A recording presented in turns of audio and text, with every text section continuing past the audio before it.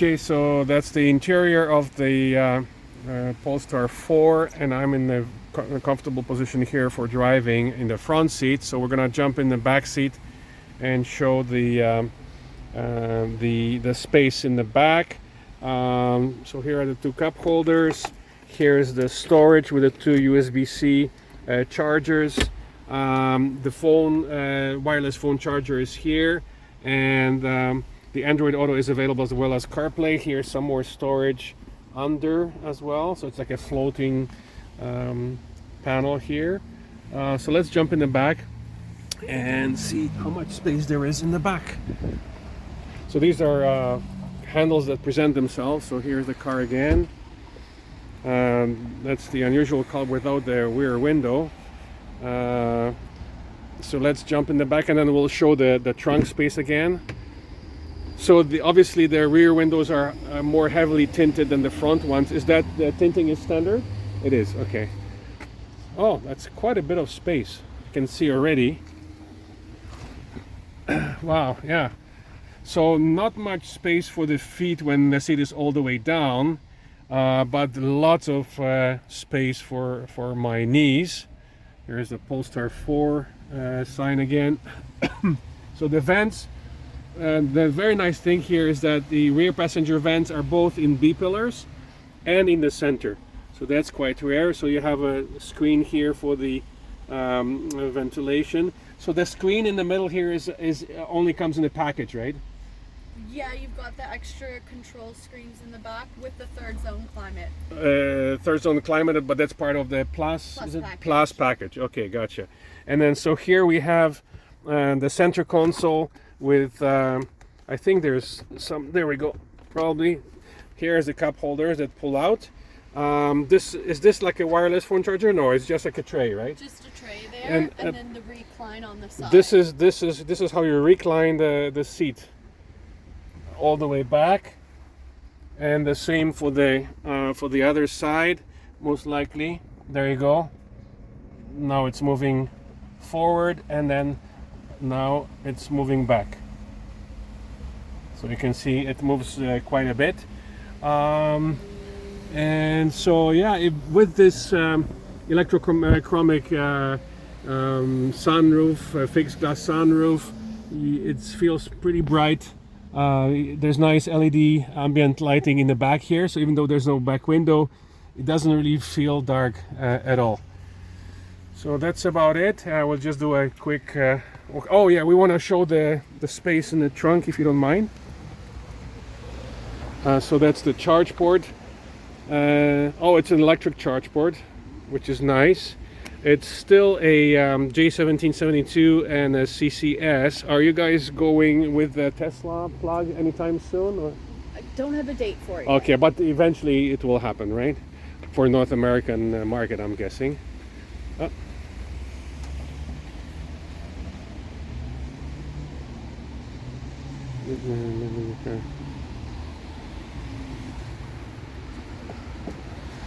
Okay, so let's see, maybe, so let's see there we go. So it's a huge gate, so it's basically like a hatchback. It's not a typical sedan, even though there's no rear window, but the hatch is pretty much the very similar size to the Polestar 2. It's a huge hatch, so the access is quite large. Then plus you have some storage under the floor as well here for cables and others. And then of course, so there's a 40-60 split. Oh, so you can put it in two different positions. Yeah, so that's the standard position. 40-60 split. Maybe we can just quickly, oh, what is this? Does this pull down? I can see a handle here. So you could remove it out. It's kind of fixing the aesthetic and allowing you to bring in more of the lighting in the interior, but you could remove it for the extra space. For the extra space, and then so it's a pass-through. Then it becomes like a pass-through to the rear seats, right? Oh, okay. And so then it produces, with the seats down, it has even more space too. So it's basically like a full hatchback when you remove that, because then it shows you the whole thing. Okay, interesting. And then finally let's just show the front, the frunk, if you don't mind. Okay, perfect.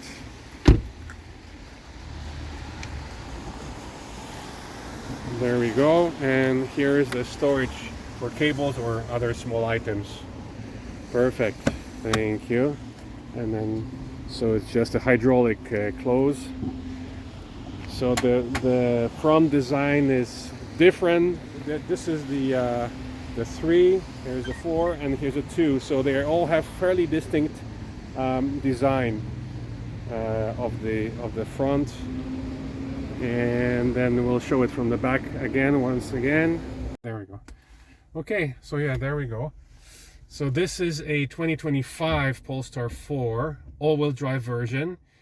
And so it has 450 horsepower, 3.8 seconds 0 to 100. The range is 425 for the all-wheel drive, 480 for the rear-wheel drive. The rear-wheel drive will only come next year. So right now we're showing it's 58%, 332 kilometers range. Okay, so the car should be on. Okay, there we go. So the car turns on as soon as you pull it in gear. So it's ready to go. The adjustments for the wheel are probably somewhere here. Oh, they're all on the screen. Okay, gotcha. So just up. Oh, now I just is it here this way, right? Mm-hmm. Okay, so and then there's head-up display, so main digital dashboard. This seems to be bigger than some of the other Polestars. Is the center screen a little bit bigger? It's a different orientation as well. So it's the first portrait instead of, or sorry, the first landscape instead of portrait. The portrait. Okay, gotcha. So there's head-up display. Okay, so the rest of it is kind of, yeah, the design is slightly different than the other Polestars for sure. So it's kind of interesting. And the main difference, of course, is the fact that it's a digital mirror, because obviously there is a no rear window, so maybe you can show the back of the car. So this is a very unusual thing about this car, is that it's no rear window. First car ever that we're driving. So the roof, is it just coated, or is it electrochromatic, which changes opaque? It does change it. So again, through the screen here, roof clear. There we go. Now it's clear, although it's pretty nasty weather, but you can see your building, I guess, the roof of your building. And if we change it to tinted, boom, within 5 seconds it turns completely opaque. So you can't see anything through it. Okay, perfect. So all the rest of the controls are through the screen. You just have your gear shifter. The different drives. So creep off, that's good, because we don't like the creep. So it's a one pedal. We're in one pedal driving mode right now with the creep off, pretty much, right? Hill descent control, electronic stability control, power delivery. So range or performance. So there is 2 different settings. I think this is the first Polestar that has the range mode. I don't remember seeing it on the 2 or the 3, right? Is that correct? Just in the 3 and the 4. In the 3 and the 4, not in the 2. Okay. So range or performance. So right now it's the range. We might as well maybe try the performance. Does it automatically adjust let's see, the range? Not automatically. So it probably will adjust it while you're driving. Exactly. So performance, steering feel standard, light or firm. Suspension standard, nimble or firm. And then one pedal drive off, standard. There we go. We like that. Okay, so that's about it. And then this is the main screen. So navigation, your entertainment, I guess. Yeah, we'll keep the sound off. So that's the gear, and this is just for your volume and on off. This is just for entertainment, pretty much, right? Mm-hmm. Okay. All right, I think we're ready to go. I think we're in drive already. So let's head out. Yeah, my eyes kind of take a few seconds to adjust to the digital mirror versus the normal mirror, but I think it should be fairly easy to get used to. So this car is sized between the 2 and the 3, so we have to remember not to get confused with the numbers. So the 3, so they are numbered in the order they are launched, not in the size or anything else. So the 5 will be the next one. It's not known whether you will be bringing the 5 here yet, right? Because it's just been launched worldwide in Munich, but Polestar Canada has not officially announced yet, right? Right now it's still being produced in China, so same thing with the Polestar 2 not being brought over right now. Oh, okay. Go right onto Highway 7. So yeah, let's mention where they are all made, because you meant it's quite important. Right now, the 4s that you have are made in China, but eventually you will be bringing the ones made in South Korea. Similarly with the number 3, the bigger brother, the SUV brother, they were initially made in China, but the new ones that you're bringing will be made in South Carolina in the US. Okay. The twos have been discontinued, so basically this car kind of replaces the 2, even though it's slightly more expensive, because this one starts at 64 for the rear-wheel drive and 72 for the all-wheel drive. So it's actually a pretty good deal, because it is quicker and it has more power than the 2, and it is also bigger. And we just took a picture of it side by side with the 2. So it is bigger than the 2, it is smaller than the 3. But at 72 grand, it's only slightly more expensive than a 2, but you get a car with more power and a larger car as well. And Polestar 2 is still being produced worldwide. It's just not coming to the North American market with 100%. Okay, gotcha. That will make sense. Yeah, the Polestar 2 was slightly smaller. I mean, it still had the 400 horsepower, which was pretty impressive, and around just over 4 seconds acceleration. So this one is actually under 4. It's 3.8.